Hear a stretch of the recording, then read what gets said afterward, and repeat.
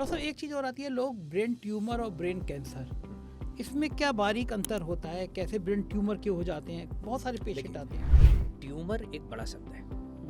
Tumour में दो चीजें, एक होता है कैंसरस ट्यूमर, एक नॉन कैंसरस ट्यूमर। ठीक है, ब्रेन नहीं, शरीर में कहीं भी हो सकता है। कोई भी ट्यूमर हो तो उसके अपने सिम्टम जहाँ जहाँ होगा वो सिम्टम्स प्रोड्यूस करेगा। ब्रेन में होगा तो हो सकता है हेडेक हो, आंखों में कोई दिक्कत हो रहा है, रोशनी में दिक्कत हो रही है, उसके चलने में लड़खड़ाहट हो रही हो, ठीक है, कान के आसपास के ट्यूमर हियरिंग लॉस कर रहे हों, तो ये डिफ्रेंशिएट डॉक्टर ही कर सकता है।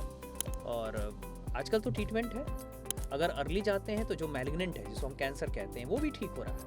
ठीक है, तो ट्यूमर एक बड़ा शब्द है, ट्यूमर से घबराने की ज़रूरत नहीं है। कोई भी गांठ, कहीं भी अलग तरीके की जो सेल्स होती हैं जो उनकी प्रकृति चेंज होती है वो ट्यूमर बना सकती है।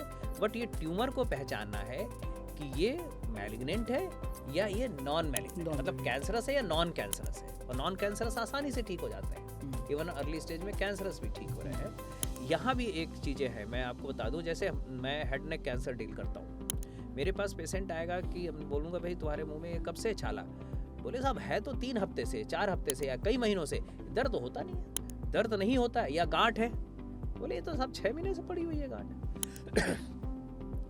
लेकिन लोग, मैं बता जाऊँ तो कि पेनलेस ट्यूमर सबसे ज़्यादा खतरनाक। अच्छा, अगर पेन नहीं है तो बिल्कुल ध्यान रखिए कि कोई पड़ा हुआ है, गांठ है, अल्सर है, छाला है, अगर आपके मुंह में है, गले में कोई गांठ है, भले दर्द नहीं होता है, दर्द तो अच्छा है कि हो सकता है कि फोड़ा हो सिंपल, अगर दर्द नहीं हो रहा है तो वो कोई ना कोई परिवर्तन ले रहा है। तो ये बहुत इंपॉर्टेंट है। कुल मिला के हमारे यहाँ सोशल एजुकेशन की बहुत जरूरत है, लोग जान सके कि क्या जान सके।